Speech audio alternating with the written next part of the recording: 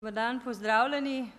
Predlagam, da kar začnemo, da bomo uspeli vse v časovni okvir, ki nam je na razpolago, spraviti.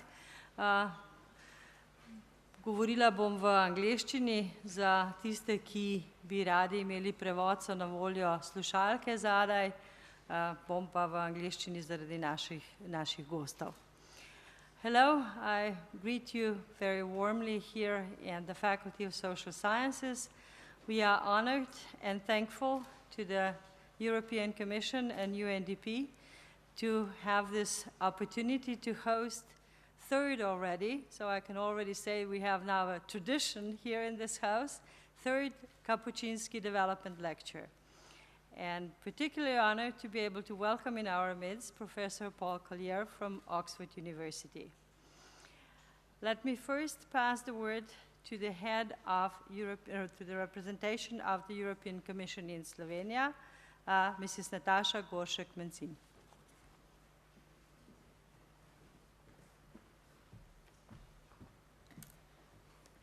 Najlepša hvala. Lep pozdrav tudi z moje strani. Lepo, da smo se zbrali. Tudi jaz bom nadaljevala v angleščini zaradi naših gostov, če mi dovolite. Thank you very much. I'm very pleased to be here.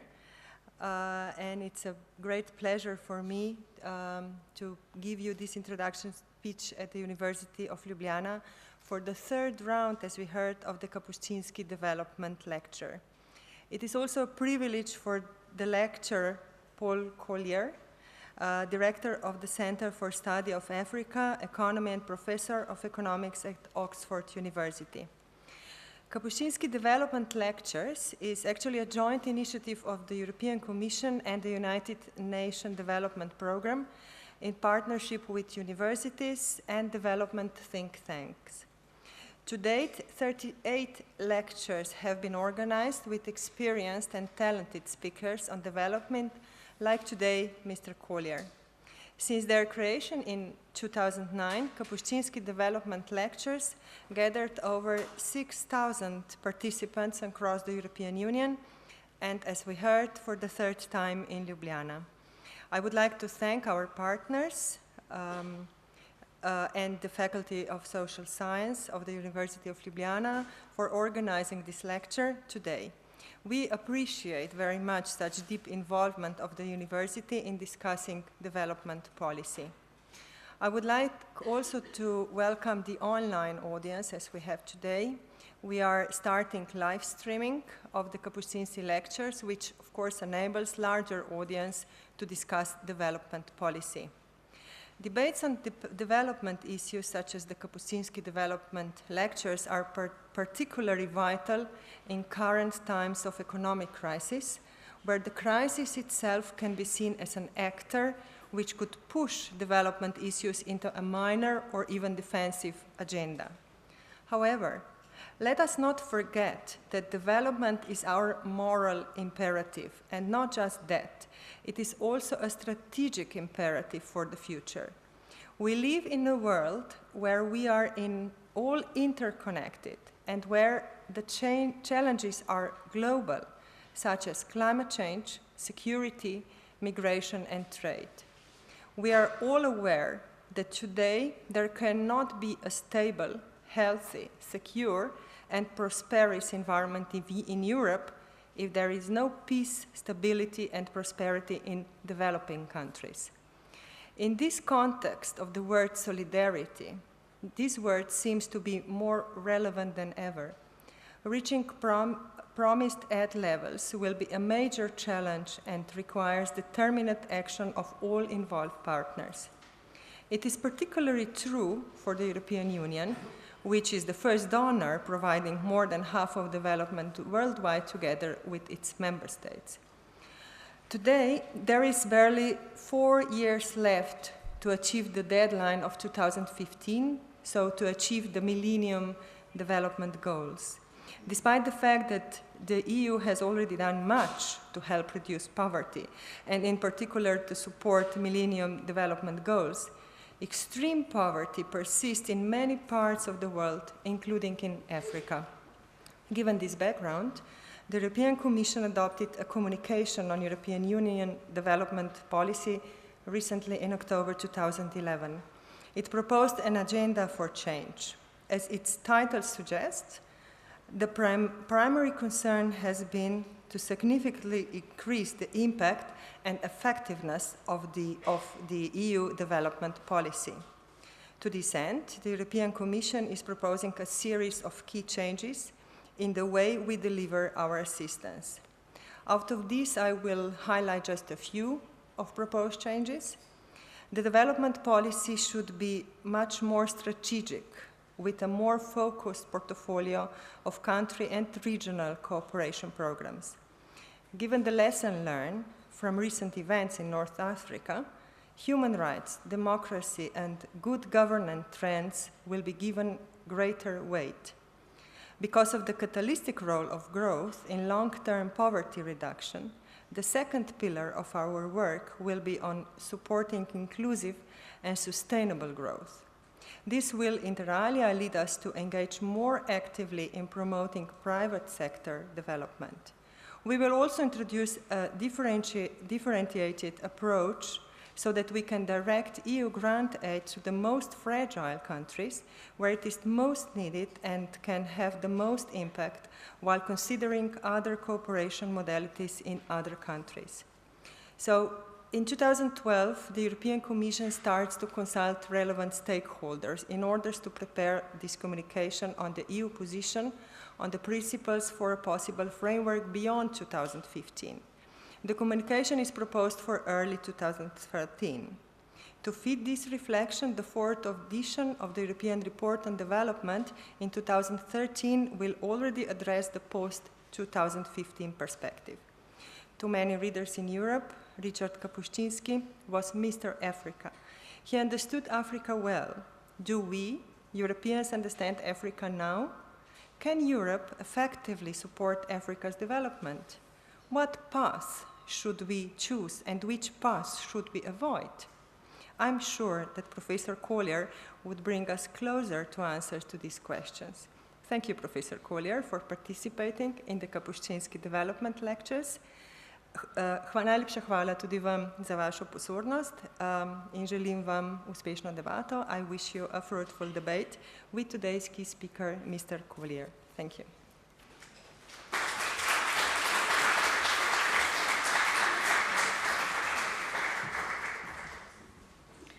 Najlepša hvala, gospa Goršek Mencin. Zdaj bi pa povabila, we switch to English again. May I invite representative of UNDP, Jan Szczycinski, who is responsible for Kapuscinski Lectures, to be here in Ljubljana today.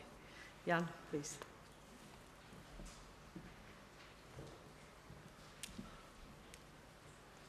Thank you very much, Maja, and really, it's been a pleasure co-organizing with the University of Ljubljana already the first lecture here, the Kapuscinski lecture. And I'd like to mention a few brief things. Richard Kapuscinski was actually challenging our views on Africa. He didn't let us, think as the mainstream was thinking about Africa and its development. He always asked us and appealed to us to focus on people, actually, not so much on the systems, which is very important, but on people, on the human development, on people's capabilities, dreams, limits in their development. These lectures too are such a platform for challenging some conventional thinking about development, and the university is a perfect place to do this. And we all need it, not only students, but also the big organizations like United Nations, UNDP, or the European Commission. It's always useful to challenge our usual thinking. Africa. And I'm very glad that with this lecture we are opening even more widely the debates, having the online audience with the live streaming and also tweeting, Facebooking, and anything that's possible, because that also opens a wider debate and provides some critical answers to our key questions. By the way, if any of you would like to tweet from this event, you can use the hashtag Kapu, K-A-P-U, instead of the long name Kapuscinski. So the hashtag Kapu for reporting on Twitter from this event. And I'm sure that Professor Collier will also challenge all our views and thinking about the role of Europe in Africa. I think this weekend, this Europe Day upcoming tomorrow, is also a good opportunity to challenge some thinking and yeah, with also with such provocative questions that does Africa actually need Europe? Thank you very much.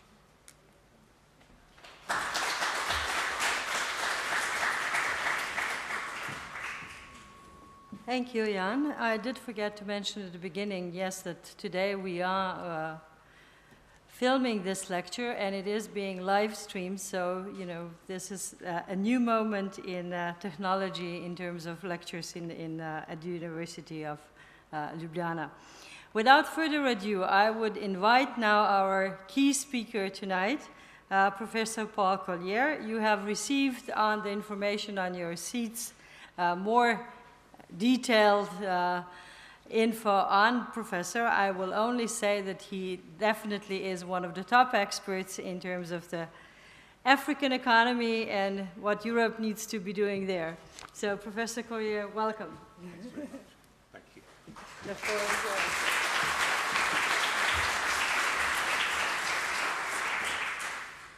Well, thank you very much for inviting me. It's always a pleasure to do these Kapuscinski lectures, not least because I grew up reading Kapuscinski, and he just got these deep insights on Africa. Not always the literal truth, but quite often the figurative truth.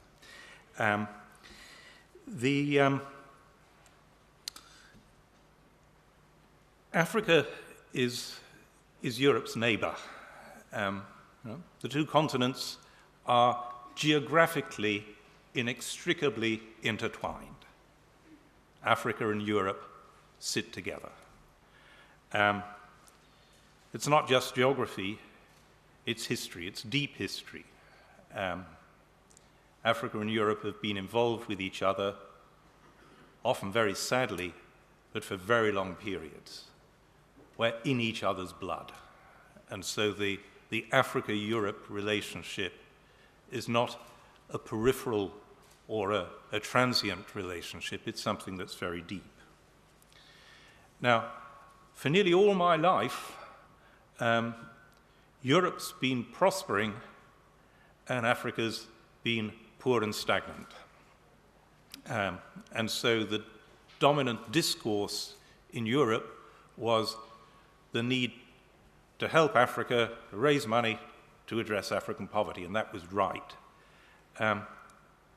But what's happened, or happening, is role reversal, a reversal of fortunes.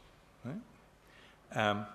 Here we are, Europe today, literally today, a day of crisis amidst a period of European economic crisis. And what's happening across the Mediterranean, Africa? What's happening is Africa is suddenly growing. There are only two regions of the world that are really growing, and Africa's one of them. Last year, 6 of the top fastest growing countries in the world, 6 of the top 10 were African. So, Africa is no longer stagnant, it's growing. Of course, it's a big continent, there are 54 countries, and so you can't make sweeping generalizations about 54 different countries, 54 different societies. But the fundamentals is a lot of the continent is now prospering. Now that changes two things. One is, it means that actually Africa's prosperity is now Europe's opportunity. I was recently in Portugal, which had deep and rather troubled relations with Africa for many years. And then for the last 20 years, Portugal forgot about Africa. It forgot that Africa existed. And now the Portuguese economy is in deep, deep trouble. And so when I spoke in Portugal, what I was asked to speak on is Africa Portugal's lifeline? Can we revive those old connections? And Portugal is doing that very actively, reviving its old connections with Angola, with Mozambique. Young Portuguese now look to Africa as the land of opportunity. And so, more generally, Africa's prosperity can be an opportunity for Europe. We are neighboring continents inextricably interlinked. But the aspect of Africa's new success that I want to talk about tonight is not the opportunity for Europe's business. It's that it changes somewhat what Europe can do to help Africa. Africa is still very poor. It's still engaged in desperate struggles to make prosperity sustainable and to make that prosperity spread. And Europe can do things that either make that easier or harder. But it's not just about money. It's no longer just about money. It's about governance and it's about trade. And so what I want to do tonight is to take two of Africa's big opportunities. First, go through how challenging they are, and then draw the implications for what Europe can do to make that challenge somewhat easier for Africa. So let's start with Africa's current dominant opportunity. Why is Africa now prospering? And the answer is that it's got a lot of natural resources. It's got a resource boom on its hands. Now, Africa is the last frontier on Earth for major natural resource discoveries. And to bring that home to you, I'm going to give you two numbers. At least I'll give you one number first. And that is, if we look underneath the average square kilometre of the rich world, the OECD, right, if we lift the carpet and look at what natural assets are underneath the ground, that typical square kilometre of the rich world, it's about 110,000 euro, 110,000 euro, give or take. And now let's do the same for Africa. We take the average square kilometre of Africa and we lift the carpet and see what's underneath the ground. Right? Now, to make it more fun, at least for me, instead of me telling you what's underneath that typical square kilometre of Africa, you're going to tell me. Right? And to make it manageable, I'm going to give you a choice, and you're going to vote. Right? So, underneath that average square kilometre of the rich world, the OECD, 110,000 euro. Underneath that average square kilometre of Africa, it could be less and it could be more. And you're going to vote. Everybody who thinks that that square kilometre of Africa, it's less, vote now, hands up. And everybody who thinks it's more, vote now, hands up. And this is why you're going to remember this, because you're all wrong, with one honourable exception, she's doubtless read The Plundered Planet, my little book. The figure for Africa is more like 20,000 euro. So you're not just wrong, you're very wrong. Right? Now what's going on? What's going on is, of course, I cheated. The figures I gave you were for known subsoil assets. Right? You know, I tried to find the figures for unknown subsoil assets just before coming here. I Googled, but couldn't find them. Right? Sorry, that was a joke. Right? Unknown subsoil assets have yet to be discovered. Right? What you've learned is not that Africa has less than the rich world. How could it? Right? These are fundamental geological processes that happened millions of years ago, random processes, over two huge chunks of the Earth's surface. We know from basic statistics that the averages are likely to be pretty similar. Africa will be a bit higher because Europe's been digging the stuff out of the ground for 200 years. Right? So what you've learned is not that Africa has less. It's that most of Africa's natural resources have yet to be discovered. Right? Now, the resource extraction companies know that. That's why they're all over Africa. And they're making discoveries very fast. Last month I was in Kenya. They just announced a discovery of oil. Right? Before that, Tanzania, big discovery of gas, $150 billion worth of gas. Uganda, oil discovery, and so on and so forth. Right? Over 40 African countries have had now discoveries of oil or gas. So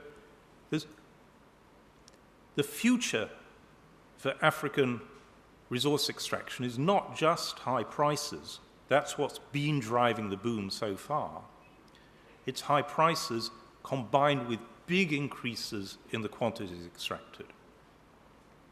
So that will be underpinning African opportunities, this natural resource bonanza. Now that's the good news. And the bad news is that economists don't even call it a natural resource opportunity.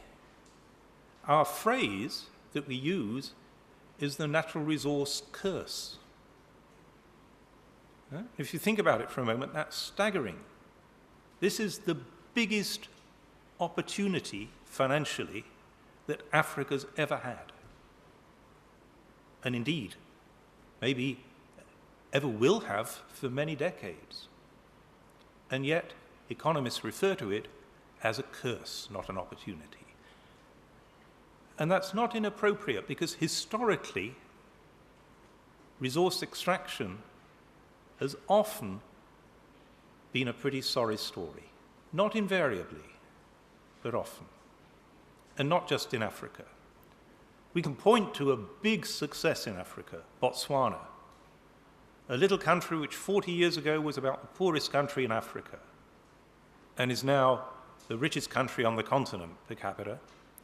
And that's because Botswana harnessed its diamonds, governed itself well, and was for decades not just the fastest growing country in Africa, but the fastest growing country in the world.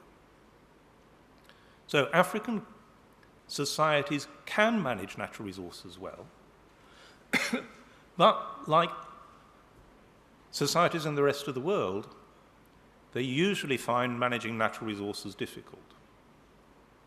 So the distinctive feature of Africa is not that they govern natural resources badly, it's that their big opportunity now is going to be natural resources. That's the challenge they have to pull off. And for every Botswana, there's many more stories like Nigeria or Sierra Leone, where natural resources were spent with very little to show for it and often turned into violent conflict. So, what can be done to avoid a repetition of history? Well, I believe partly the answer is political and partly economic. And let me give you what I think is the political answer. The political tripod on which good economic governance rests, not just of natural resources, but more generally. And let me ask you another question. Right? This is a much easier question. You'll all get this one right. Right? What is the best-run economy in Europe today? And you don't have to be polite and say Britain. And you don't have to be patriotic and say Slovenia. Right? What is the best-run economy in Europe today? Germany, right? Germany. That's the easy question, right? And now the hard question. It's so hard, I'm not going to let you try and answer it. But the hard question is, why is Germany the best-run economy in Europe today? You know, sometimes I give this lecture in Germany, and at this point, you can see a load of smug faces in the audience with little bubbles over their heads saying, because we're German. And that's actually the wrong answer, right? The right answer as to why is Germany the best-run economy in Europe today is that because it used to be the worst. If we go back 3 generations, Germany was the one society in Europe which mismanaged so badly that it went into hyperinflation. And that was a searing experience which left ordinary Germans saying, never again. Now, across Africa, I've been so far this year, I've been to 11 African countries since January, and I get that sense of never again pretty well wherever I go. Of course, it's not never again hyperinflation, it's never again the plunder of our natural resources. And that's the right sentiment. It's the same foundation as in Germany, never again. But then the German genius was to harness that inchoate sense of never again and turn it into practical reality. And in harnessing that sense, Germany did 3 things. And these 3 things are the political tripod that Africa, I think, has to build. And the first leg of the tripod is get some rules about economic decisions. As I'll describe, managing natural resources over the course of a generation requires repeatedly good economic decisions. And you're going to make those decisions better if you've got some clear rules as guidance.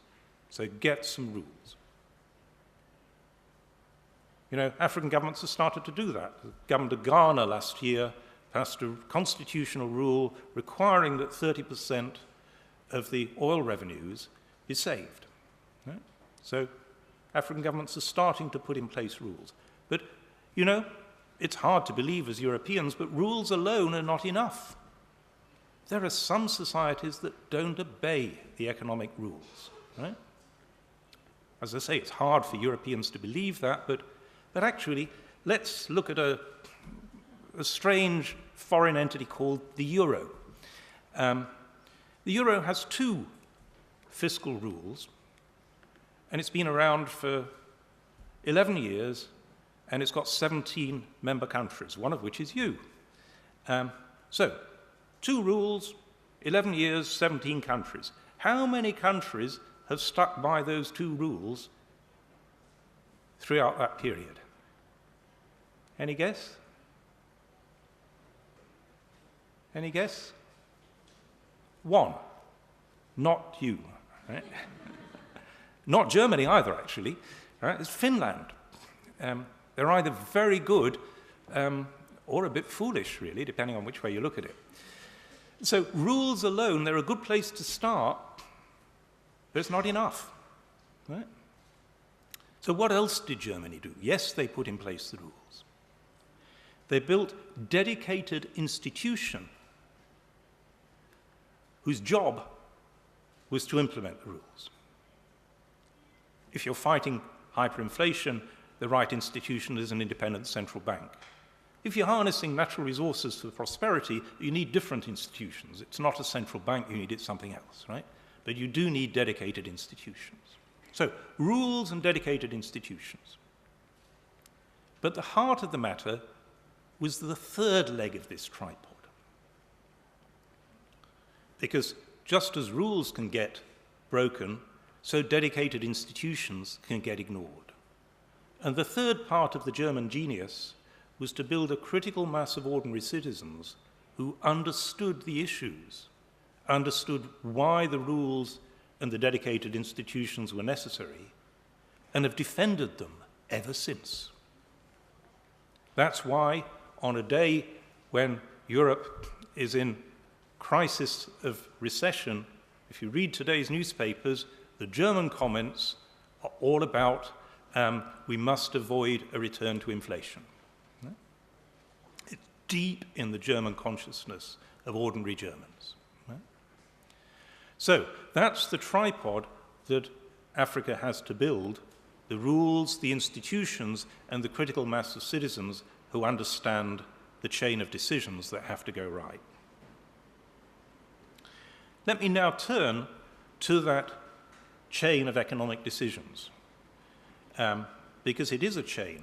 It's not just one decision, and it's a chain that has to go right repeatedly for a generation, because that's the sort of time horizon for the ascent from poverty to prosperity that natural resources afford. The first link in the decision chain, you already know, is broken. You just don't know what the link is. The first link in the chain is discover your natural resources. The very fact that so many fewer of Africa's natural resources have been discovered tells us that something has been wrong with that link in the chain. The nature of the problem is that there's an asymmetry of knowledge between resource extraction companies and African governments. And so if you just leave prospecting to the free market, you can end up with some very bad outcomes. And so in fixing the first link in that chain, a good move will be for African governments to invest in public geological information. So you've at least got some clue as to what you've got. That levels the playing field a bit in subsequent negotiations with resource extraction companies. Don't take it from me. I discussed this with the chief executive of the biggest mining company in the world about a year ago, and I put it to him that African governments should indeed invest in public geological information. I have to say, I expected him to push back and say, no, just leave this to the companies. We know what we're doing. Instead, he said, of course African governments should get public geological information before they come to the likes of us. They'd get better deals. He should know he's on the other side of the table doing the deals. Right? So that's the first link in the chain, discover your natural resources.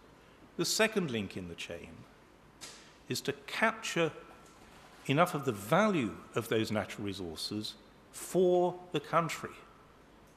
Okay? And in Africa, that means through the tax system. If Africa doesn't tax natural resource extraction, it won't benefit. You may just distantly remember that about 18 months ago, this became a big issue in Australia. The Australian Prime Minister tried to impose higher taxes on natural resource companies, and they ran a campaign against him, and it cost him his job. Right? He's no longer Prime Minister. But in Australia, the reason it was politically contentious was that if you left the money with the resource extraction companies, it at least stayed with Australians. Because the resource extraction companies in Australia are Australian-owned, and their skilled workforce is Australian. Very different story in Africa. If Africa leaves the money with the resource extraction companies, the companies are foreign-owned, and the skilled workforce is foreign. And so the only way that Africa can benefit is through taxation. And here, some of the past history is atrocious. A colleague of mine recently investigated a big deal, east coast of Africa, where the company in question had said to the government, well, in order to make this viable, we want a tax holiday. And so whoever was negotiating for the government had said, oh, all right, we'll give you a tax holiday. How long would you like? 50 years. A 50-year tax holiday. Right? I'd like a 50-year tax holiday, right? I mean, by the time the 50 years is up, all the resources will have been extracted. And so my colleague worked out that all that would be left for the country was the environmental damage. Democratic Republic of the Congo. I was there in March. It's not especially democratic. It's even contentious whether it's a republic. But from the east of the DRC comes about $1 billion of gold exports. Revenue flowing into the treasury of the DRC from those gold exports, $37,000. Right? So the scale of the failure to capture revenues is sometimes astounding. Let's move on to the third link in the chain. And that is dealing properly with the local. In one line, avoid situations like the Niger Delta in Nigeria.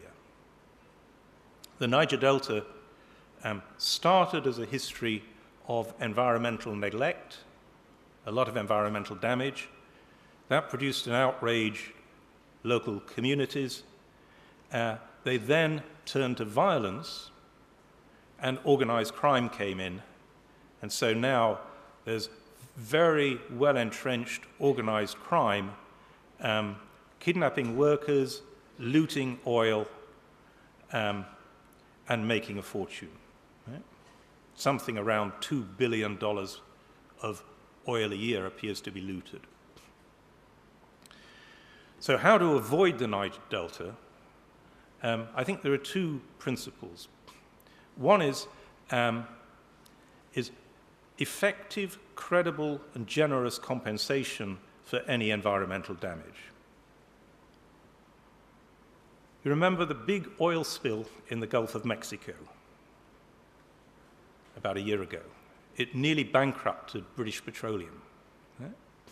The first thing that British Petroleum did after that spill was announce that it was going to spend $500 million just on independent studies to see what the damage was and who got hurt, so that it would know who it should compensate and how much. Now, why was BP willing to spend $500 million just on finding out what the damage was? Because given that this spill occurred in the American legal system, they knew that the best they could possibly hope for was to pay the full cost of the damage. The most likely outcome was that they'd be roasted by the American legal system and pay 10 times the damage. Right? There have been big oil spills not just in the Gulf of Mexico, but in the Gulf of Guinea. And the companies that have done those oil spills, the difference is they haven't stepped up and said, we're going to spend $500 million finding out what the damage is. And the reason is that the effective legal environment in West Africa is so weak that it doesn't provide credible protection to ordinary people. And so what needs to be built is effective means of compensating ordinary people. So that's one pillar, is the environmental side. And then the other is full and transparent participation in the benefits to all the citizens of the nation. Now notice I say participation in the benefits to all the citizens of the nation. What the communities in the Niger Delta are starting to say is, it's our oil, we should have it. And that's a step too far. Right? Because if you actually concede that it's the locals that own it, you'll get gross inequality in the distribution of this stuff. About the smallest African country is Sao Tome and Principe, 2 little islands. Right? And by astonishing good fortune, they find they're sitting on top of an oil field. And so they're all going to be rich. But Sao Tome and Principe, as the names imply, are actually 2 islands. Right? There's only about 100,000 people. All but 3 of them live on Sao Tome. Guess where the oil's found? Principe. Guess what the 3 people living in Principe say? Right? They say, it's ours. Right? So, conceding the idea that the local should own is really going to produce a few very, very lucky people and leave an awful lot of Africans still poor. So that's the third link in the chain. We've discovered our natural resources, we've taxed them, we've dealt properly with the local. The fourth link in the chain is to deal properly with the future. Natural resources belong not just to the present generation, but to all generations. They're only there because previous generations haven't looted them. And so it's not the privilege of the present generation to burn them all up for its own benefit. The benefits have to be shared with the future. And that means savings. A fair amount of the resources need to be devoted not to present consumption, but to the future, to savings and investment.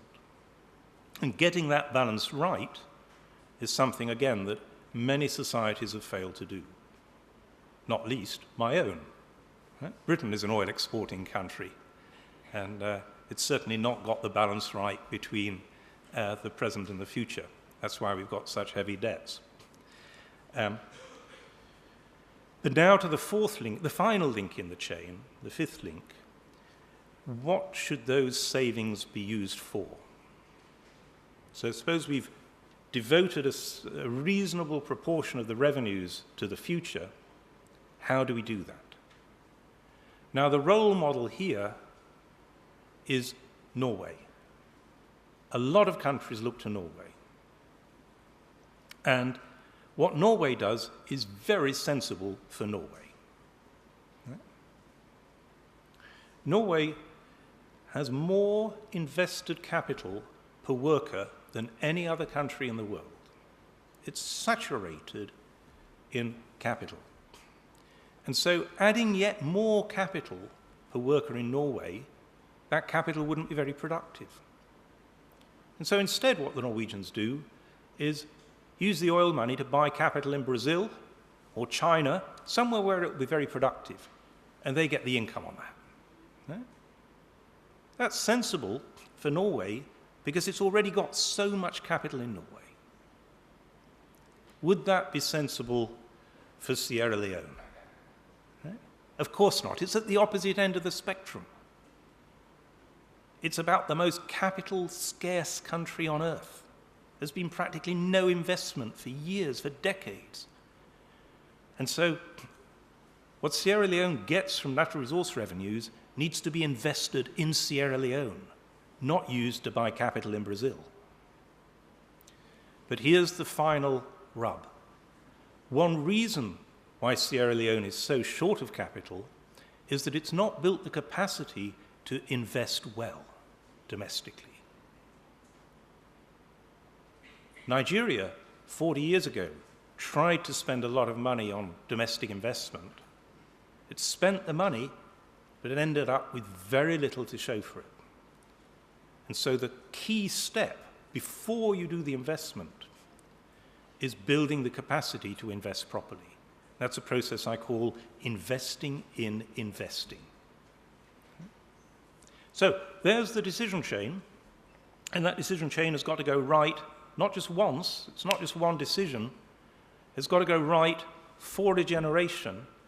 And if you think about it, you'll realize that some of those decisions are taken by one group of people, other decisions are taken by other people. And so there's a coordination problem. There's no point in saving the money, for example, if it's going to be squandered, if the savings is going to be squandered on very poor investment.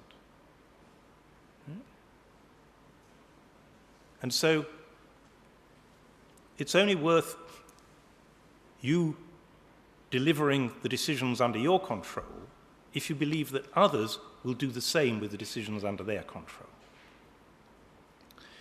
Now that's the nature of the problem facing African governments, and that's why the rules, the institutions, and the critical mass are so important.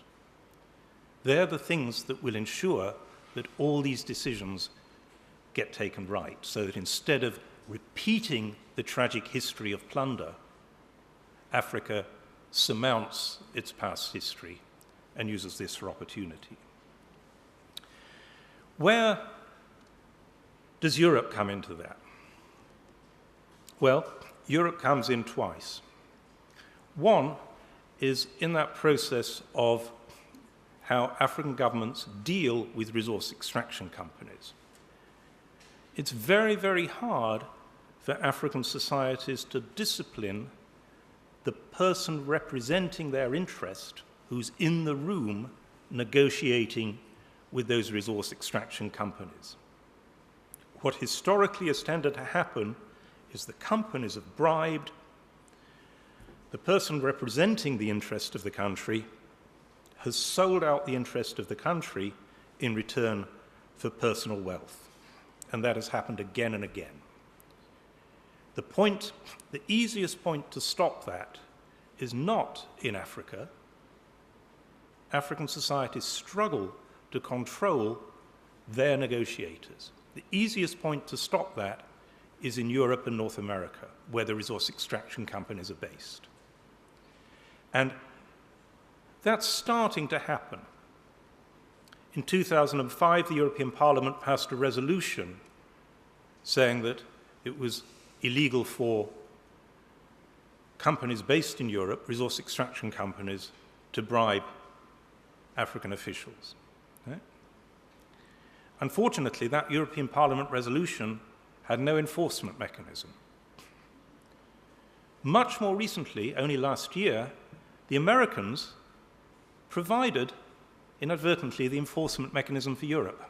Because in their Finance Act, they passed an amendment called the Cardin-Lugar Amendment, which meant that all the stock markets in America required any resource extraction company listed on those markets to reveal all the payments it made. Yeah? So at the moment, we've got the paradox of a European Parliament resolution being enforced by the rules of the New York stock market. Right? We can do better than that. Right? We can do better than that. We can get our own stock markets to help enforce it. Right? Now, Europe is considering that at the moment. That's where the action is. Right? The other thing we can do, so that's one thing, is we can regulate our own companies, make them behave better. Right? 10 years ago, in some parts of Europe, it wasn't merely legal to bribe African officials, it was a tax-deductible expense. Right? Fortunately, we've changed that.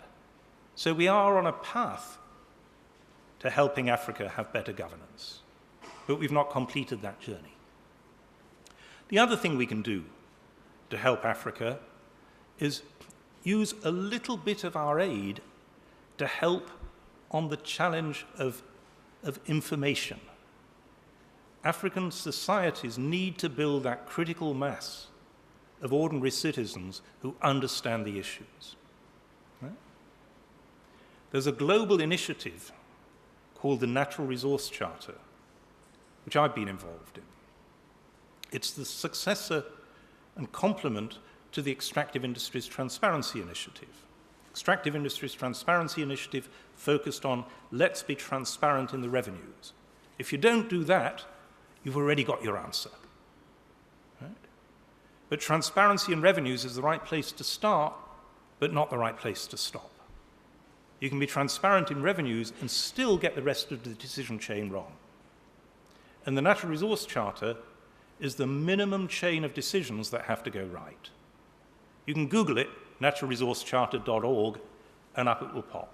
Right? It's a global initiative headed by Ernesto Zedillo, the former president of Mexico, who said, "I saw oil damage my own society. I don't want that to be repeated elsewhere." He lived the resource curse. So it's a global initiative. It's been already adopted by NEPAD, the economic arm of the African Union, as a flagship program. NEPAD now needs money to do the capacity building, government by government in Africa, that builds the capacity along that decision chain. It's not big money, but NEPAD doesn't have it. A small amount of Europe's aid could help NEPAD fulfill that process. So there's what Europe can do, modest steps to help Africa make sure that it's a resource opportunity and not a resource curse. Let me, in my final few minutes, turn to a second opportunity for Africa. The first opportunity is here and now and coming out of the ground. The second opportunity is just over the horizon. And that is, can Africa industrialize? Can it break in to manufacturing? To date, Africa hasn't done that. Okay? To understand why it's been so hard, you need to get a 3-minute dose of the economics of global manufacturing. And I'm going to do it through giving you a lecture on buttons, the economics of buttons. Yeah? These little things, right? 2 out of every 3 buttons made in the world is made in one city. Yeah? Buttonopolis. It's in China. 30 years ago, it used to be a village. Right? Why are 2/3 of the world's buttons made in this one Chinese city? There's nothing about Buttonopolis that gives it a natural advantage, right? You walk along the pavements and you scrape underneath and it's not buttons. Right? Nor, as you walk along the streets, do you find the giant headquarters of Mega Button Incorporated. Right? There's no Mega Button Incorporated. There's just lots of little button firms, all gathered in the same city. Why have they all gathered in the same city? It could have been any city. They gather together because by gathering together, they lower each other's costs. You know, your buttonhole punching machine breaks down. In Buttonopolis, you just turn to the telephone directory and there are pages of buttonhole punching machine repairers. Right? You want to sell your buttons. You don't have to go around the world saying, buy my buttons. Button buyers come to Buttonopolis. Right? You want to find what the competition's doing. You just look down the street. You go to a local bar and you find out. Right? That's why 2/3 of the world's buttons are made in one city. Now imagine Africa trying to break in to manufacture buttons. You're in charge of the first button manufacturing firm. Let's put it, where should we put it? Mombasa, coastal Kenya. Right? And let's say that your wage rates are the same as in Buttonopolis. Let's say your infrastructure is as good as Buttonopolis. What's going to happen? What's going to happen is you're going to go bankrupt because you're the only firm there. Okay? It's a chicken and an egg problem. This is actually why it took so long for East Asia to break in to global manufacturers. Until about 1980, all global manufacturing was concentrated in Europe and North America.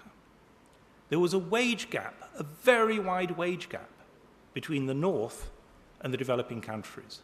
But it wasn't worth any firm moving because it was leaving a cluster and going to be isolated. And then around 1980, the wage gap got so wide that it was worth the first firm moving to East Asia. Once the first firm has moved, the second firm moves because there's already a firm there. And then the third firm moves because there are two firms already there. And so what you get is an explosive process of relocation. That's what we've been living through for the last 30 years. That's why East Asia has grown so fast. It's been explosive industrialization. For that 30-year period, Africa had no hope of breaking into global manufacturing because Asia had the combination of clusters of firms and cheap labor. And so it could outcompete anywhere else on earth. At last, that process of explosive growth in China is driving up wages. And it's now driving them up very fast, 20% a year. And so at last, the labor-intensive manufacturing in coastal China knows it's going to have to move out. And it has a choice. It could go inland in China, but it would still be leaving its clusters, and then it would have the costs of getting goods to the coast. Or it can move out of China altogether. And that's what it's doing. China's market share in labor-intensive manufacturers peaked in 2009. Since then, it's been downhill. At the moment, Chinese manufacturing is relocating to low-wage Asia, Bangladesh, Vietnam. The challenge is to get it to relocate to Africa. Well, can Europe help? Can Europe help? Yes, we can. What Africa needs is pump priming, the sort of thing that makes it viable for that first firm to relocate to Africa, even though it's the only firm there. Yeah? That's the decision that has to be helped. Europe can help by giving privileged access to African manufacturers in our own markets, privileged over the goods coming in from East Asia. Europe imposes tariffs on garments coming in from Asia. It should let in garments from Africa duty-free. To an extent, it already does. But it's a very patchy process. It only applies to the poorest countries in Africa at the moment, whereas the African countries most likely to break into industrial markets are not the Somalias of this world, they're the Kenyas. That's where industrialization in Africa is going to start. The Kenyas, the Ghanas, the Côte d'Ivoires, not the really, really poor. And so Europe needs to extend our market access to a wider range of African countries. Astonishingly, America already does that, and it's working. America has a scheme called the Africa Growth and Opportunity Act. And over the last decade, garments to America from Africa have increased something like 7-fold over a period in which garment exports from Africa to Europe have actually fallen. Okay? So trade preferences properly used can be effective in pump priming African industrialization. America is not the right continent for Africa. Europe is Africa's continent. That's the partnership we should be building. So, I'm going to draw to a close. Just let me remind you of the reversal of fortunes. We are mired in a Europe-wide economic recession, but Africa, at last, is the continent of opportunity. That is good news for us, because we are partners in trade. But it does require that we rethink how we help Africa. It's no longer just about money, it's also about strengthening governance so the resource curse is not repeated, and changing our trade relationships so that Africa can diversify out of natural resources into manufactures. Thank you very much.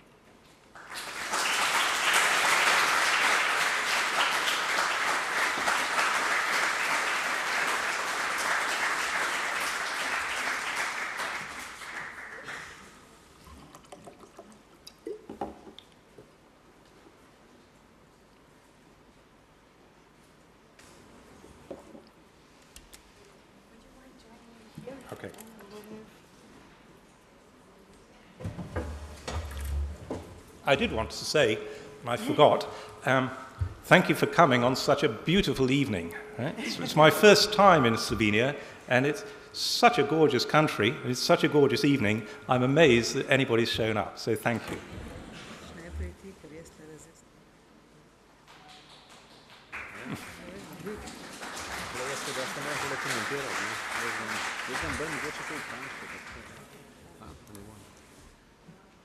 I think we have to share this thing. So, thank you very much for what I would say an innovative insight in Africa, at least in our circles. I think we always still attempt to portray Africa as the continent which sort of has lost its development path. Your speech made me think that we have to readdress Africa in a very different way, and this of course has also the connotation for Slovenia and Slovenian approach to development cooperation and looking at whereas Africa is a continent that we can leave at the moment to what we say multilateral aid. Most of Slovenian development cooperation goes through the EU, through the channels of the Commission. The bilateral aid so far is focusing more on our neighbor countries, and in Africa we are present through several of non-governmental organizations. I believe some of them are also in the audience today who have some experience with small projects in Africa. But what you were saying puts the idea of working with Africa on a very different platform. Let me introduce also the colleague to my left. This is Professor Mrak, Professor of International Finance and also working in development activities. The idea was that we start off discussion and then leave,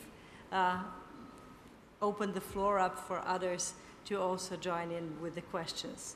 So my first comment was, of course, this different view, and let me put a question to you in terms, you already mentioned that US is doing more. We also often hear that China is doing more. What is Europe's reluctance to do more? Or is there, can we say that there is a reluctance or not? I think we're in danger of being stuck in the past rather than... it's true not just of Europe's governments in their view of Africa, that it's a bit slow to change. It's also, to an extent, true of Europe's businesses. Europe's businesses are still quite often pretty fearful of Africa, in a way precisely because they've lived through the decades in which there weren't opportunities and there was a lot of misgovernance. And so they see it as a very risky environment. Whereas the new businesses from Brazil or China come along and they say, gosh, this is a real continent of opportunities. We know how to operate in this sort of environment. It's no riskier than Brazil. It's no riskier than China, you know. So we're in danger, having had these very long relationships, longer than anybody else. We're in danger of kind of missing the obvious, which is that things have changed.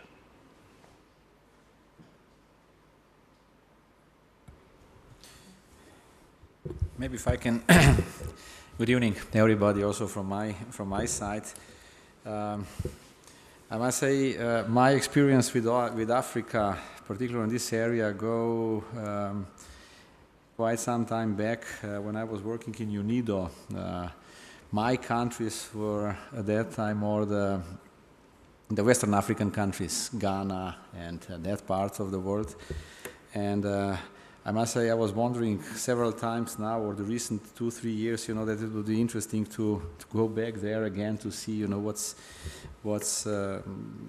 has changed in this respect. And I was basically, it was very interesting for me, this your presentation, because as I said, I don't follow Africa that closely. But the issues you mentioned, that on the one hand, you know, this is when we are considering Africa, especially from the European perspective, you know, this element of the aid in this classical sense is maybe becoming maybe less important than it used to be. That was at least my impression from your discussion. And on the other side, I mean, I know there was 10 years ago, it's precisely now 10 years ago, there was this big issue about the Monterey conference on development, the Millennium Goals. Not really much is being now talked about this, but we are basically approaching to this deadline, if you want. Is this like very often in international community that the kind of objectives are set? They are set for a pretty long period ahead, but then when we come to that point, we a bit forget for this and we will then set some new benchmarks in a completely other area.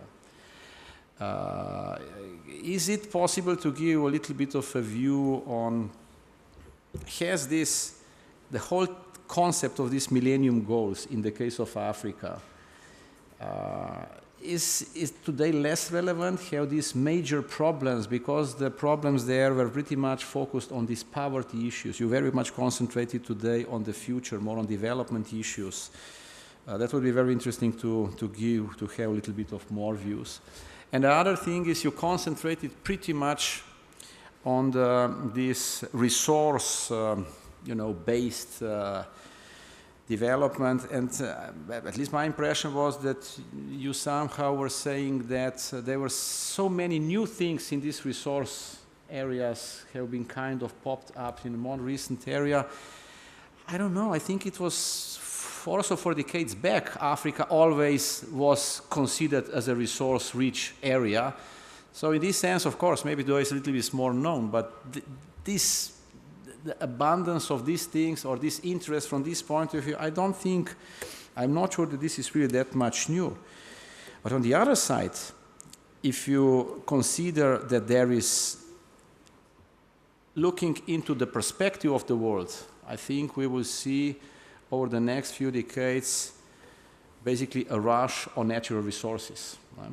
With all these developments going on in some of the emerging economies, there is a clear path that the prices for primary commodities will go up, one or another, maybe not in a short run, but on a medium run.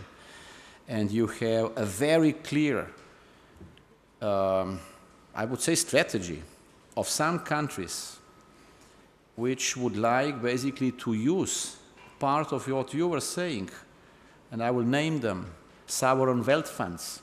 Yes, it's basically the money owned by the states having surplus money at the moment. They are basically systemically spending part of this money of getting access to some potential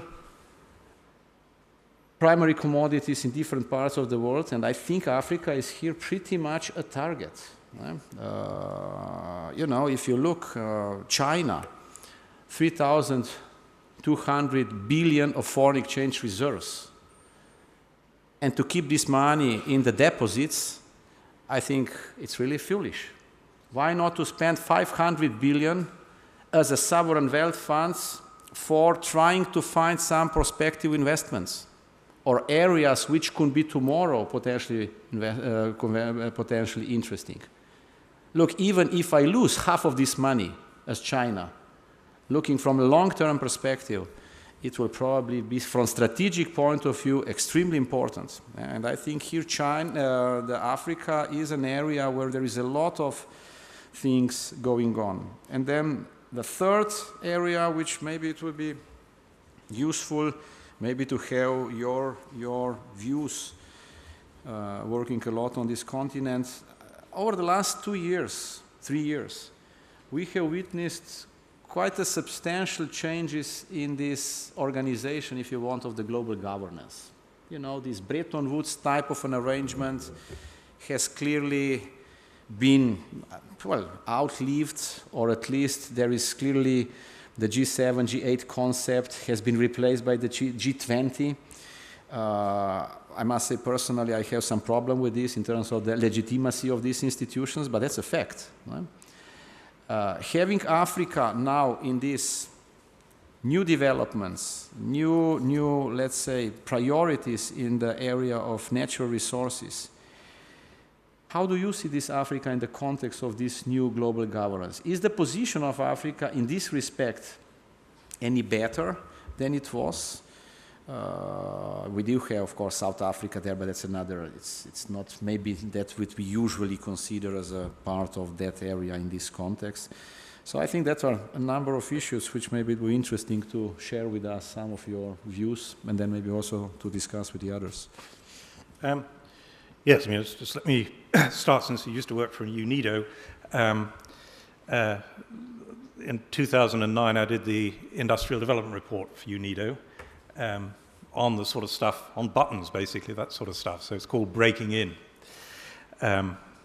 downloadable for free.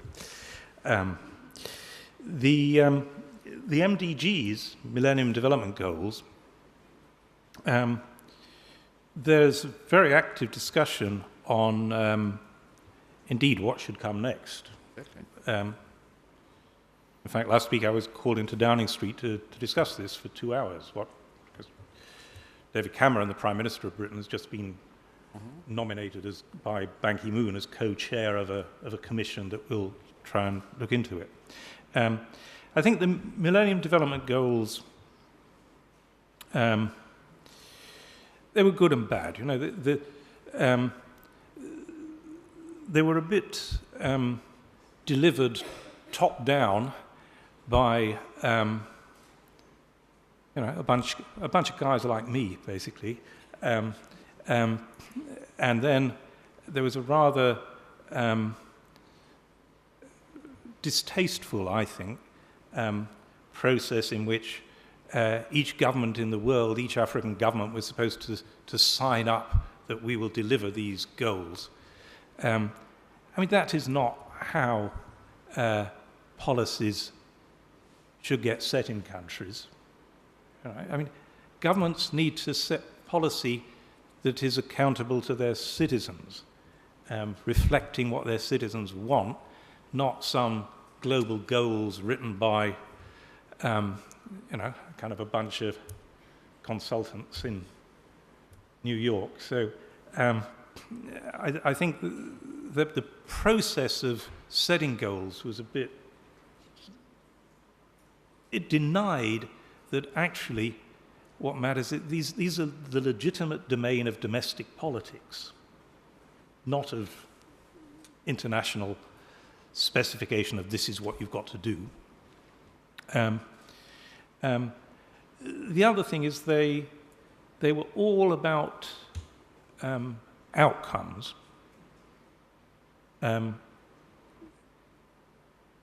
Nothing wrong with the particular outcomes that were chosen, except you could have said, you know, why are some other outcomes not there? For example, jobs was nowhere there.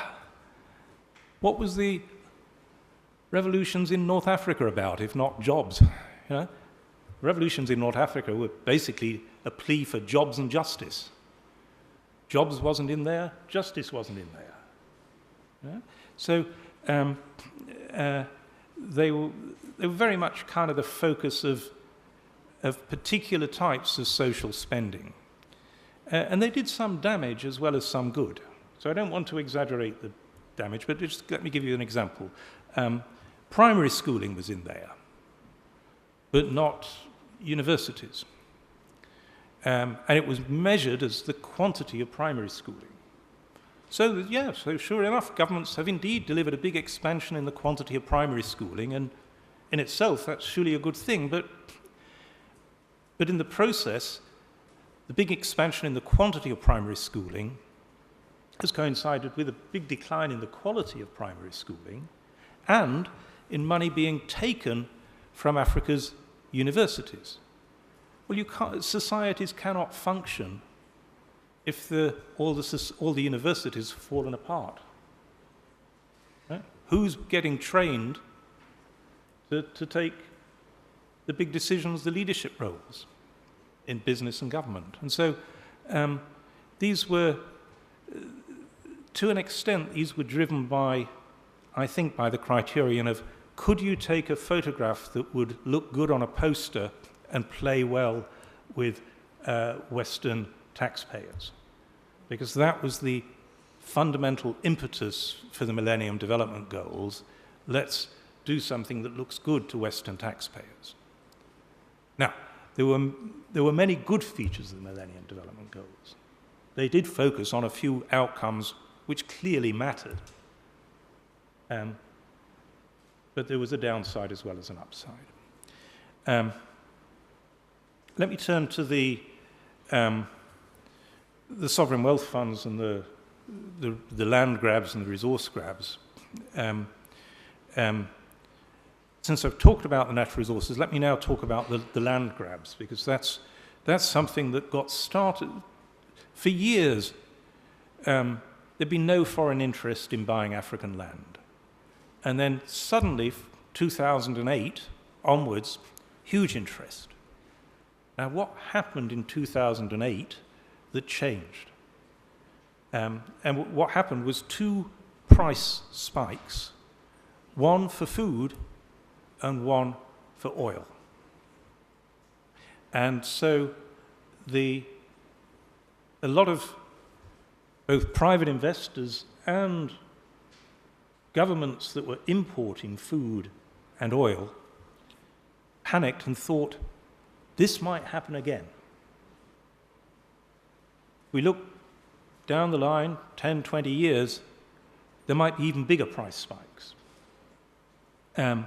And we want to preempt those spikes by buying land now, by acquiring land now. What was worse, the food price spike triggered a lot of food exporting governments to impose export bans. And that was disastrous, because the big, rich food importing countries in Asia thought, we can't rely on the market. Our money won't buy us food. So let's get the land instead. And so they went to African governments and said, here's a huge tract of land that's pretty well worthless, it's not being farmed. Can we have a long lease on it? 99-year lease or something. Now, what they were doing was acquiring what economists call the option value. They generally didn't intend to farm the land, but to have an option to farm it should world prices change in such a way that it became economic to farm it. Now, because at the moment the land was pretty well worthless, some African governments were willing to sign these very long leases on absolutely nominal rents, sometimes no rents at all. And so the foreigners were capturing this option value. African governments didn't appreciate that there was an option value in the land. And that's very important. The only circumstances in which these things will be valuable to foreigners is circumstances in which they be equally valuable to Africa. Yeah, of course. And so they shouldn't be doing these deals. I have to say my latest paper is exactly on this. So it's an issue dear to my heart. And then finally, the new global governance. Dare I say it, but the new global governance has already been superseded by the new global governance. If we went back to the discussion of a couple of years ago, the new global governance said it's ridiculous that these two major international financial institutions, the IMF and the World Bank, should be decided, the leadership should be decided in advance by a deal between Europe and America. And effectively the deal was that the IMF would always be run by a European, namely a Frenchman, and the World Bank would always be run by an American. And then, in circumstances that you will doubtless recall, the managing director of the IMF resigned. And that did indeed trigger a revolution to the new global governance. Instead of a Frenchman heading the IMF, it's a French woman heading the IMF. So indeed, that is the new governance. And then the World Bank presidency came up for renewal, and the President, Robert Zoellick, decided he would not seek a second term. And so that came up, and there was a superbly well-qualified candidate who was actually entirely consistent with the new global governance because she was a woman, Ngozi Okonjo-Iweala, Finance Minister of Nigeria. But that was the new global economic governance was succeeded by the new global economic governance in which it was an American. So kind of what new global economic governance? I mean, I don't see it in practice. Yes, we've moved from the G8 to the G20. Don't hold your breath. You know, I mean, I think what we've learned is that the old structures are much more entrenched than we thought. I believe now it is time to give the audience a chance to address questions. So we have microphones in the public. Who would like to ask or comment on what was heard?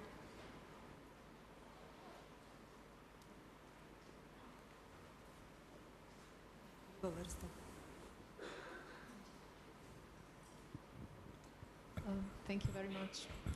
Thank you for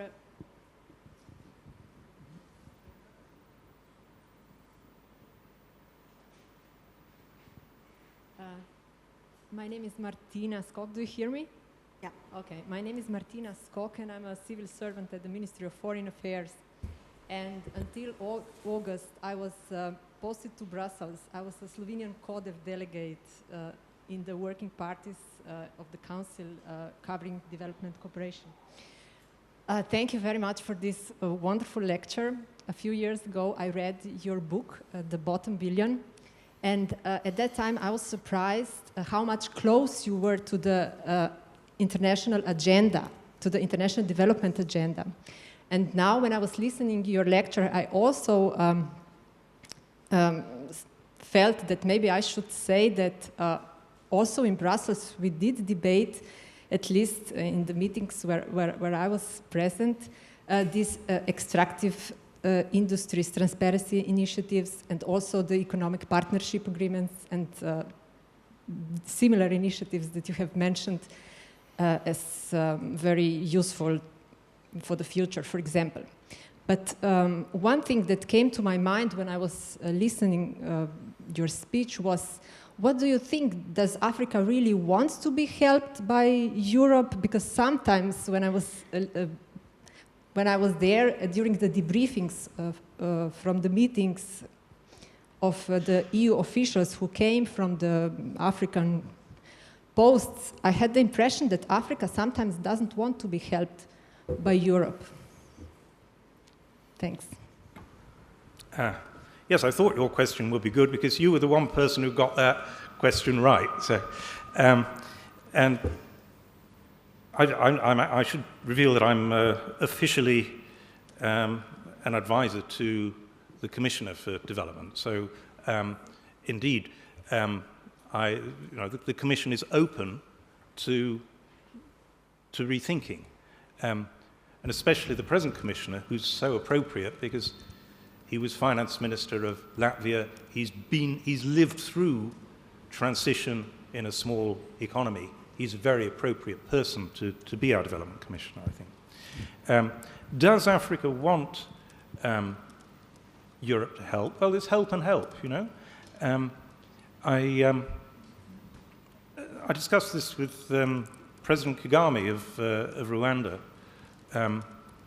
just in March, and because he's on record as being quite critical of aid dependency and wanting to get away from aid dependency. But he then clarified what he meant by that, and it's an important message. What he means is he wants Europe out of the kitchen of setting policies. He wants to be responsible, clearly, unambiguously, he wants his government to be responsible for the policies it sets, responsible to its citizens. And he wants there to be no confusion in the minds of his citizens that it is his government which is setting policies, not that they are doing things that are being dictated by Europe.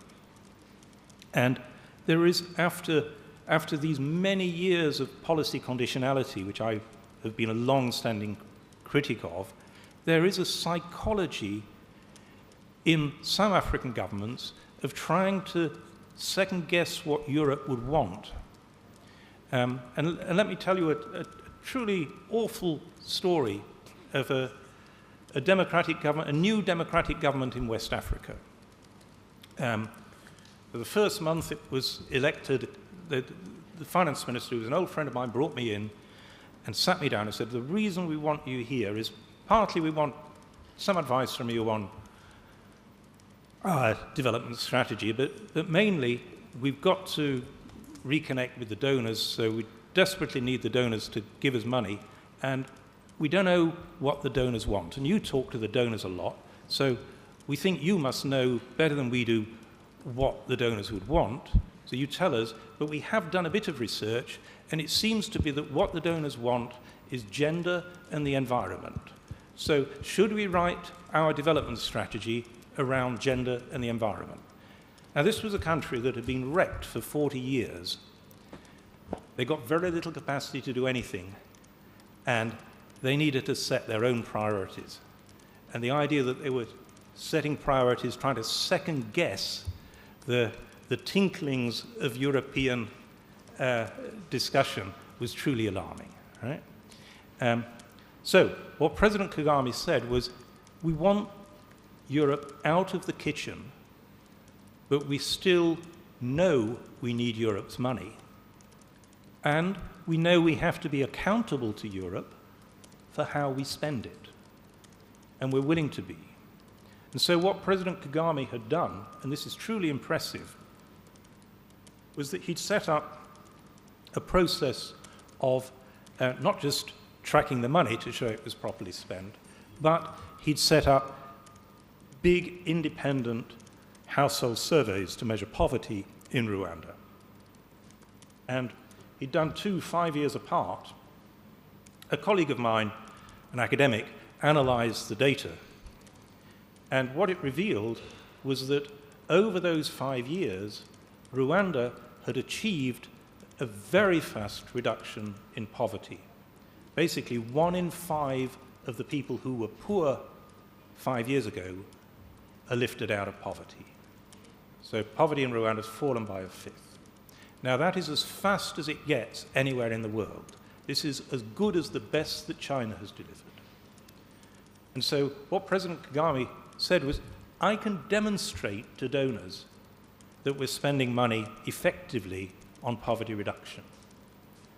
I am happy to do that, to justify ex post how I have spent money and show that I'm achieving poverty reduction. But I'm not willing to have them in the kitchen ex ante telling me what I should be doing.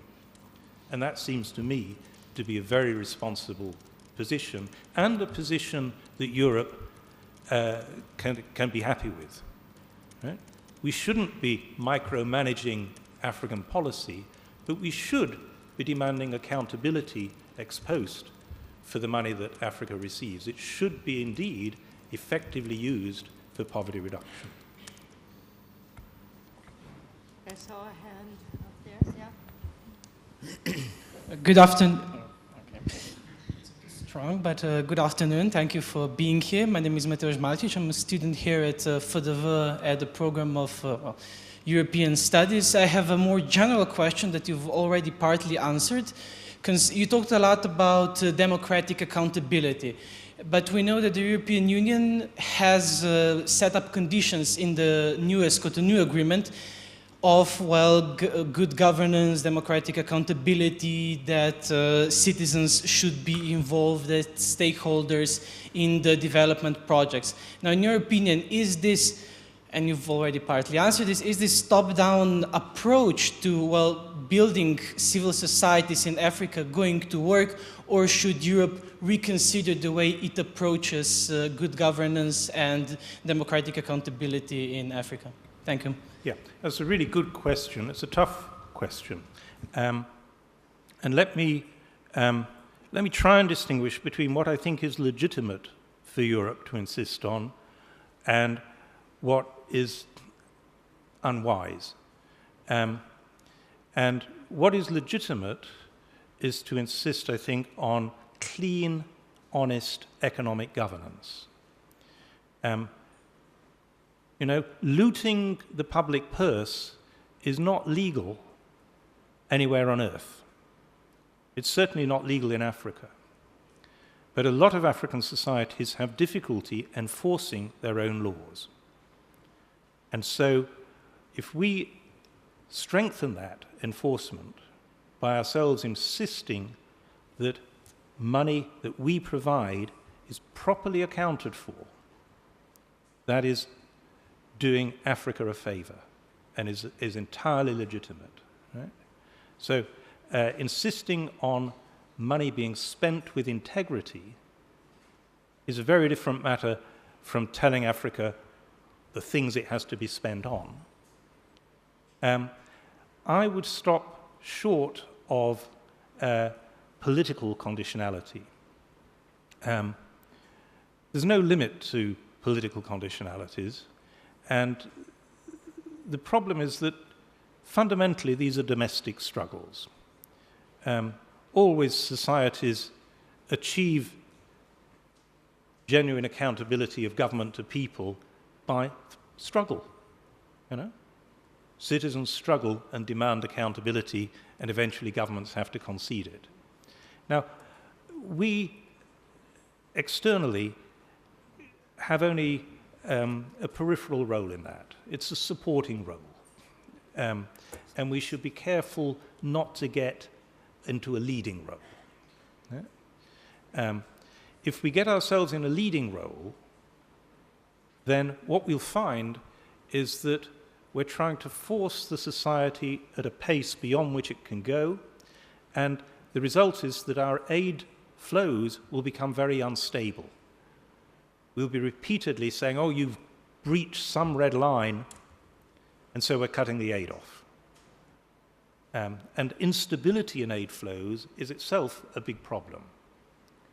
So I would say let's be really strong on insisting on good economic governance, but play a rather lower profile role, a supporting role in helping the build-up of that domestic struggle.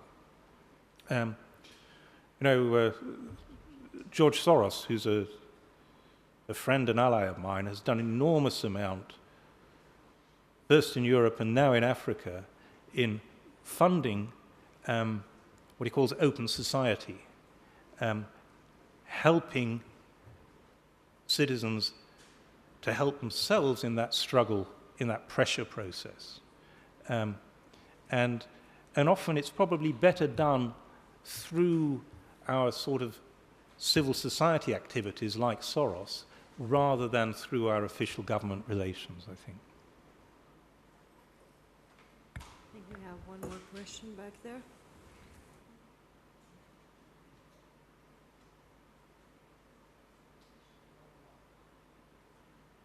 Dobar dan, dober večer. Jaz bom ustrajal, da bom govoril v slovenščini, ker angleščino ne vladam dobro. Če je kakšen problem. Okay. Ja. Tako da bo profesor rabil prevajanje. Ne? Jaz sem Ibrahim Nuhum iz Mednarodnega afriškega foruma. Sem zelo vesel z tega predavanja. Zakaj? Ker tukaj smo imeli priliko dobiti en drugačen pogled na afriško tematiko.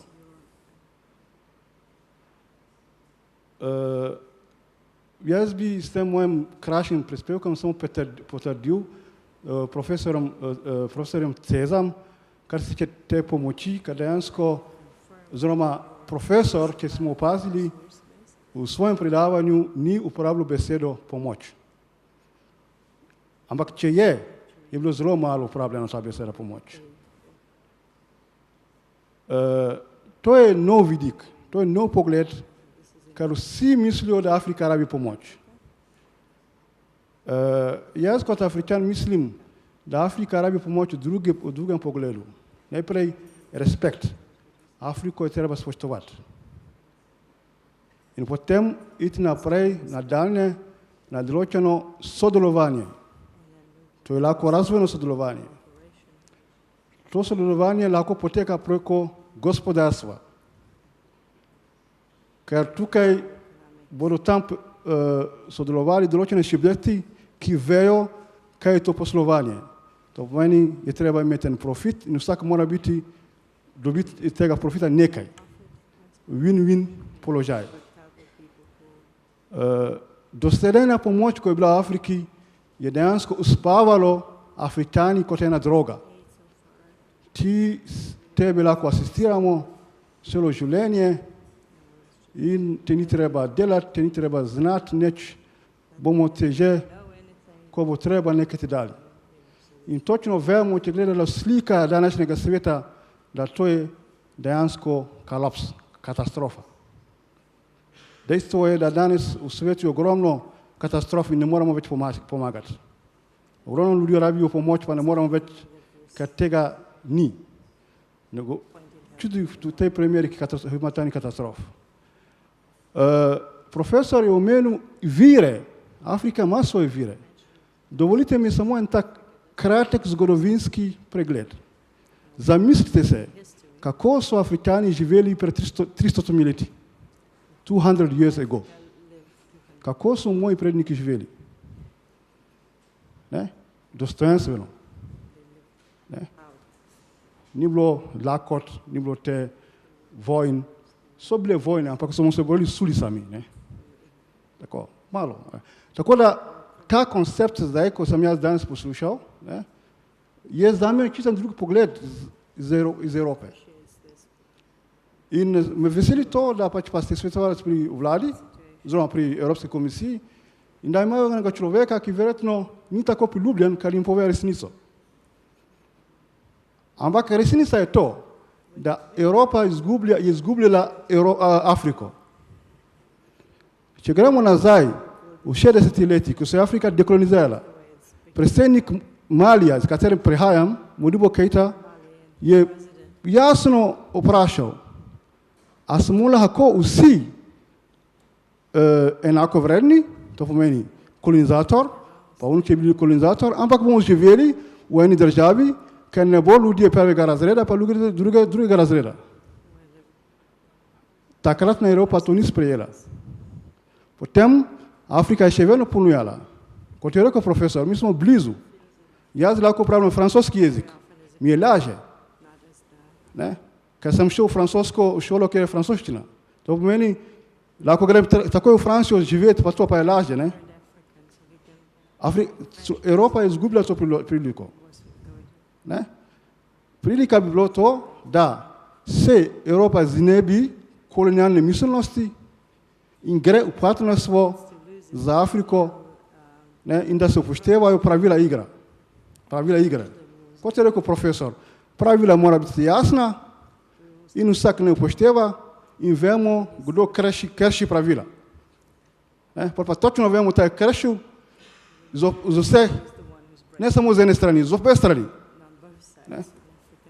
Tako da jaz bom nehal, ker je dosta takih reči, ki bi lahko še nabdelo, ampak vem, da profesor je utrujen, ampak moramo reči, profesor, ste v zelo lepi deželi.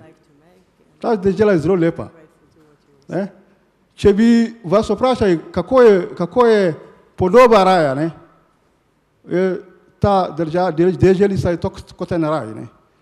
Jaz, ko je Slovenija šla v razvojno pomoč, jaz sem prosil, in kolegi mi poznajo, profesor gospa Maja, ki je zraven vas, vejo, kolegi, iskren sem, da Slovenija ne sme iti na poti, kot je naredila Francija ali pa Anglija, pa to.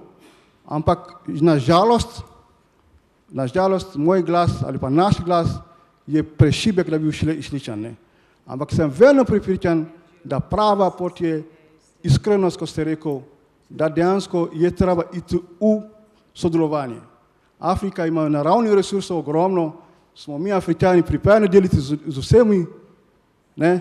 Samo ne bomo pa pristali na tem, da kontinent, ki ima največ bogatstv, tam živijo ljudje v najbolj bednih pogojih. Zato, ko se rekel v vašem predavanju, da to so tiste spremembe, ki bodo narediti Afrika, da vzema svojo priložnost. Jaz sem prišel na to predavanje, raj bi ostal doma, ampak sem rekel, da take prilike ni treba zamujati. Ko je prilika, da lahko tudi vas nagovarjam, mlade generacija, da Afrika, če ne druga, ima veliko sonca za razdeliti z vsem. Samo ne bomo pa predstavili, da bodo naši otroci lačni. Gledajte podobo Afrike danes. Sudan, Mali, profesor omenil Kongo. To je država, ki nema, da nema. Ima vse. Vodo, gozdove, rudnine, vse ima. Ampak kako živijo ljudje v Kongu? Koliko ste vi stari? 21 let. 21 let traja vojna v Kongu. Od 90 letih. In se ne bom zamotil. Med tem časom, ko ta lepotica zrasla, je ogromno ljudi umrlo. Bom jaz nehal, kar da ne bom uzurpiral besedo. Najlepša hvala. Če lahko me dovolite, naslednji teden 18. maja na ICP bo tudi ob 9. en posvet Afrika, Slovenija in mislim, da bo tudi prilika, da bomo govorili med seboj o naših odnosih. Hvala lepa, profesor. Uživajte vaš, kaj bi rekel, ta trenutek v Sloveniji, ki je res zelo lepa država. Merci, monsieur. Je suis ravi et honoré par votre parole. I'm delighted that what I said has been essentially validated by an authentic voice. If you don't believe me, believe him. And let me add one comment here, and it goes right back to the first point, which is that Europe tends to be a bit stuck in the past. And it's important that we reconceptualize our relationship with Africa. Now, who in Europe is best placed to reconceptualize that relationship, to escape from that legacy of colonialism? It's clearly the countries in Europe that have not had a history of colonialism. It's the small countries that have themselves, within living memory, lived through tough times. Right? That's why it's so appropriate that the Commissioner for Development should be a Latvian. It's why I'm in Slovenia, that it is the small, the people, the societies which still have a memory of economic struggle that can lead Europe into a new relationship with Africa. It's not Britain, and it's not even La France. Right? We are stuck in the past. And so you are not peripheral to the new relationship with Europe, of Europe to Africa. You can actually be formative in it. Thank you very much. Thank you. I will allow one more question, and then we really have to close the... Yeah, I won't be too long. So I really enjoyed this presentation. My name is Tristan Ajman, and I spent 2 years in Africa living there. So since then, my heart became black, I suppose. And I'm really happy because you addressed one really important issue, and this is corruption. And we should be aware that this corruption has not roots in Africa, it has roots here in Europe, in the Western world, in China. But to my colleague who just put some additional issue is the transfer of knowledge and transfer of know-how. This is which I believe, according to my experience there, Africa is suffering. There are no universities. I mean, we understand from your presentation why is that, but there are some countries, you know, I was in Gabon, which is a country which had relative peace for 50 years. And still they don't have any university. I mean, they have good resources, oil resources, they are very rich with the oil, but all the engineers come from the France and from the Western world. Now, the second wave is the natural resources, the wood. All the engineers come from China. And how they got access there, it's, I believe, a lot due to the corruption and to the getting special concession, which are now limited to the few. So can you just explain a bit what is the strategy in the transfer of knowledge and education and so on? Thank you. Yeah, it's a really important issue. And China in Africa is, in many respects, taking things backwards. Because the Chinese deals are, China will do everything, will supply all the labor, and just hand over the completed project. There you are. And in return, we'll take the natural resources. In February, I was in Angola. 80,000 Chinese building workers. They built a new city.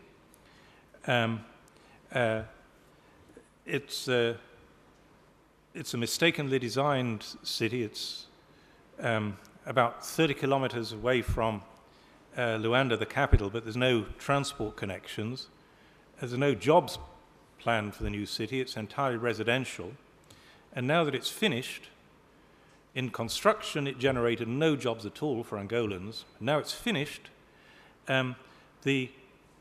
it's just been put on the market, the apartments, and the average apartment is being priced at $100,000, but the average Angolan doesn't have $100,000. So there are 22,000 apartments on the market, 21,600 of which are empty. And the Angolan government has the bill for paying for all this.